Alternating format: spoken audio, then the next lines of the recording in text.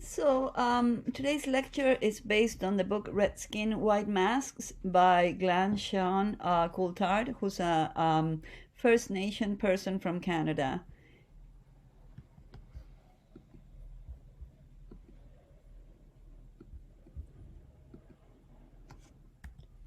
He's got a PhD from the University of Victoria, and he's a member of the Yellowknives Dene First Nation. He's also now an assistant professor in the First Nation and Indigenous Studies program and the Department of Political Science, University of British Columbia. He's a contributor to the Winter We Dance, Voices from the Past, the Future, and the Idle No More movement. And his approach is what we call a post-structuralist Marxist approach. We also think of that sometimes as autonomism. So he says, is it possible to go from being wards of the state to subjects of recognition? By this, he reminds us that initially First Nation people in Canada were considered like orphan children that needed the state to be their parents. So he says, if this is a state that behaved like the parent of an orphan child, does it make sense to think that now we will be the subjects of recognition? So he talks about the difference between recognition and self-determination, how when we are looking for recognition, we might have to give up on our right to self-determine our lives if we want the settler state to recognize us. Excuse me. He says there's a long history of a battle for recognition of indigenous rights to their lands and cultures by settler states, both in Canada and internationally. The Indigenous struggle for self-determination forced the Canadian state to abandon assimilationist policies for policies focused on mutual recognition.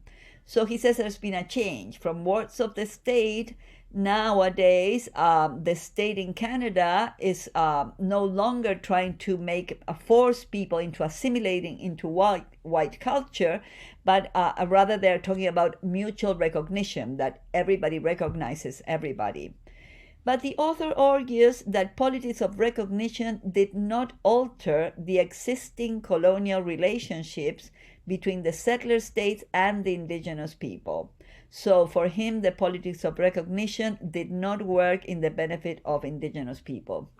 So he has a critique. He says that liberal pluralism that seeks to reconcile the settler state's sovereignty with colonized nations' claims is looking for a model of recognition that calls for delegation of land, capital, and political power into the hands of this settler colonial state. The author claims that this liberal model will reproduce colonial, racial, and patriarchal state power because it's not really giving the indigenous people the rights to their lands or to have their own economic initiatives and the right to self-govern, most importantly. He says that Canadian state policies of exclusion and assimilation in reality were policies of elimination. And they weren't very different from the politics of elimination that were developed here in the United States. Residential school, dispossession of women's rights to land and communities, that is patriarchy, theft of Aboriginal children through racist child welfare policies, something that is continuing to happen here in the United States as well, dispossession of indigenous territories and modes of traditional governance. So indigenous people have not only have had their territories taken away from them, but also their traditional modes of governing themselves, of giving themselves laws and applying justice has been removed, and now the law is the law of the white state. He talks about settler colonial relations in relation to Marx's theory of accumulation by dispossession. As a reminder, those of you who read Caliban and the Witch or read chapters of the Capital, Marx understood that the wealth that was at the bottom of the Industrial Revolution came from the dispossession of wealth from the global south, both by forcing enslaving people of color and by removing underground resources, in those times gold and silver, that were later taken by the Spanish crown and finally ended up in the hands of the Netherlands bankers that the crown was so indebted to. Later on, these bankers made loans of this money to capitalists in Europe, and that's what launches the Industrial Revolution. At the same time, Federici emphasizes how women's bodies in Europe were harnessed so that they would no longer be able to control their reproduction by burning the witches who understood how to stop fertility. And in this way, the states of Europe were able to count with lots of bodies that were later deployed in factories and mines. So Marx says that it's through this brutality, to this brutal dispossessing process that he called accumulation, original or primitive accumulation, that Europe takes off as industrialized power. So Coulthard says interrelated discursive and non-discursive facets of economic, gender, racial, and state power structure into a relatively secure or sedimented set of hierarchical social relations that facilitate the dispossession of indigenous people of their lands and self-determining authority. So this settler state is an apparatus that through a number of methods that include economic, gender, and racial ways of dispossessing people and securing what was taken away from them through hierarchical social relationships that keep people in place and allow for white people to dispossess the indigenous people from their lands. So he sees the settler colonial state as apparatus of dispossession similar to the original accumulation of capital.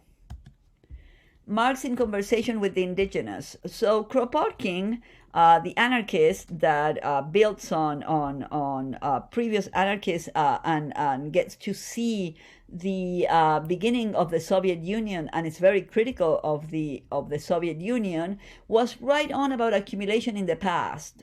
He says, but should not overlook accumulation in the colonies, in the sense that he didn't see what was going on in the colonies. He did see, Kropotkin, that there was a problem with accumulation in Europe because it was built on dispossession of the workers. But he didn't see either the harnessing of women's bodies or the accumulation that happened in the colonies. But modern authors like Federici mention ongoing neoliberal enclosures, and this is what Coulthard is referring to, that the settler state in a way operates like a neoliberal enclosure of the wealth and the knowledges of the indigenous people that they dispossess. Original Eurocentric features of capitalism are seen as revolutionary, positive, having a good effect on India, for example, by Marx. So Marx really had a number of problems initially with his approach to colonialism because he thought that the Indians would abandon what he thought were backwards ways because they hadn't reached capitalism yet, and will all be proletarianized, and that would allow them to have a revolution in the future. The problem clearly was that rather than proletarianization, what happened through colonialism was dispossession. There was no class form in that sense, just people that were brutalized, so it wasn't really possible to use that as a turning point to destroy capitalism. So Marx kind of fixed himself at the end, and we've been trying to fix Marx also for quite a while now. He abandoned his claim that non-Western and non-capitalist social formations need to pass through capitalism to reach freedom. But as I said, this was at the end and in not very important writings of his. He recognized that aspects of non-capitalist modes of production can inform radical change.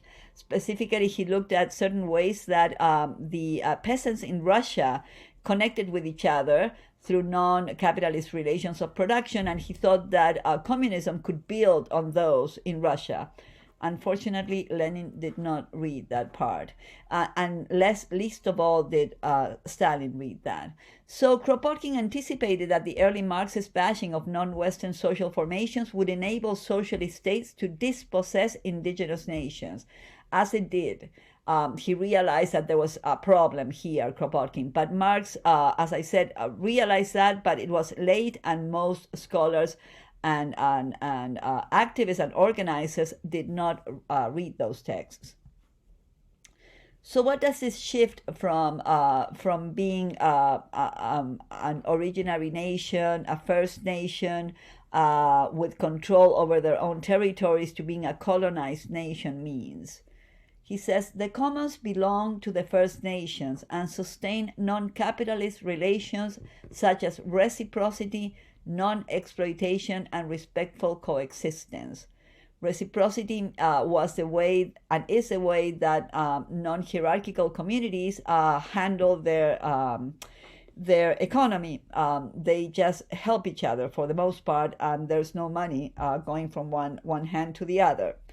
He also says dispossession rather than proletarianization characterizes colonization processes, although not entirely. The policy of destroying the tribal of communist systems is assailed in every possible way, and every effort has been made to implant a spirit of individual responsibility instead. So these are words by the Commissioner of Indian Affairs in the 1890, and he's clearly saying that he realizes that tribal communities have some sort of communist system to support each other, but they are going to destroy it to make sure that there's a spirit of individual responsibility. The kind of individual responsibility I imagine that he's looking for is the kind that we see sometimes in big Western cities where somebody drops dead and people just keep walking by. Grounded normativity. So he thinks that we need to think as indigenous peoples do regarding our way of connecting to each other and regarding our way of working the land. But it's not because he thinks that indigenous people are different from us, but rather because he thinks that the way that they've been dealing with the land and with each other for centuries has worked, and all we need to do is look at those practices and allow those practices to guide us into building our own commons. So the modality of indigenous land-connected practices and long-standing experiential knowledge informs and structures our ethical engagements with the world and our relation with humans and non-human others over time. So the way that we deal with our land, our people, and those who are not humans in our land creates knowledge that comes from our experiences and gives us a way of dealing and engaging with each other in ethical ways that we need to reclaim. What does the shift mean?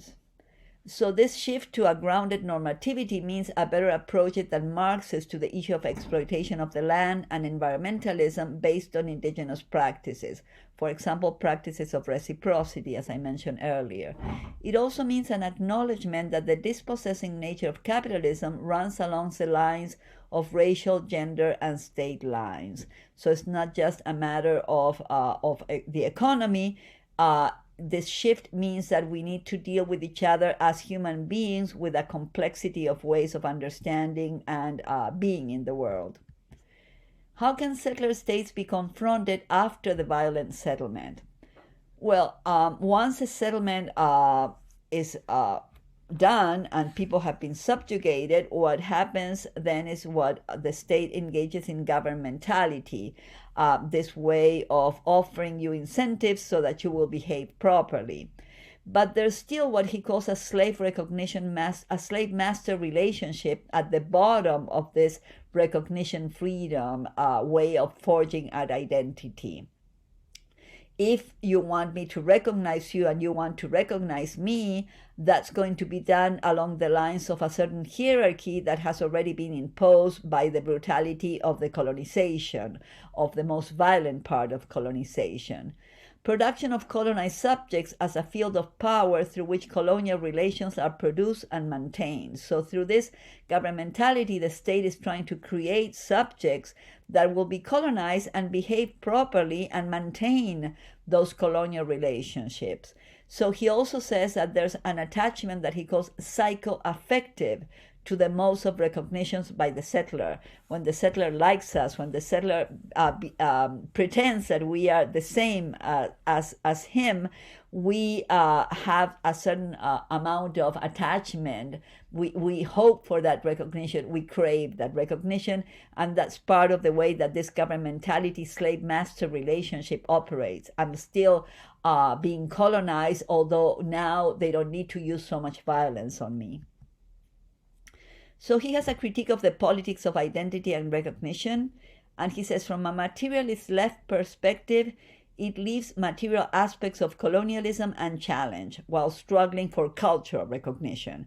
So that means then no matter how much the state recognizes that I'm different, that my skin color is fine, that my clothes are fantastic, that my food is good, they won't give me back my territories, because that's the deal, right? If they give me back my territories, then these white people would become indigenous people deprived of what they think is theirs. So the emphasis is on cultural recognition. And this plays into the neoliberal multiculturalism aspect of this governmentality of the settler states, where they have what Charlie Hale in Latin American studies calls the allowed Indian, the indio permitido, the Indian that is allowed to party and have cultural traits be, appreciated, beautiful clothing, let your hair be long and braided, whatever, but again, no territory discussion. So he talks about an effect of colonization via hegemonization of the liberal discourse of recognition. So one way of domination is this recognition discourse. And he says, instead of politics of recognition, we should think about resurgent politics of recognition. Indigenous people empowering themselves through cultural practices of individual and collective self-fashioning that seek to prefigure radical alternatives to the structural and subjective dimensions of colonial power. So he's calling for indigenous people to regroup under their own guidance, under their own cultural practices, and to try and do this regrouping in a way that prefigures the radical alternatives that we are trying to build for our futures. That is, live the communism that you are trying to create. That's what prefigure means. So Coulthard is calling for a huge upheaval of what we understood so far to be the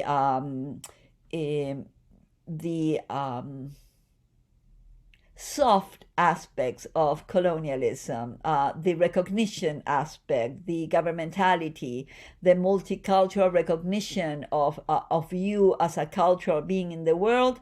And he's saying indigenous people need to stay away from white people and create their own prefigurative movements that will be radical and will be guided by the philosophies that Native American people developed throughout centuries of dealing with their territories, with other humans, and with non-humans.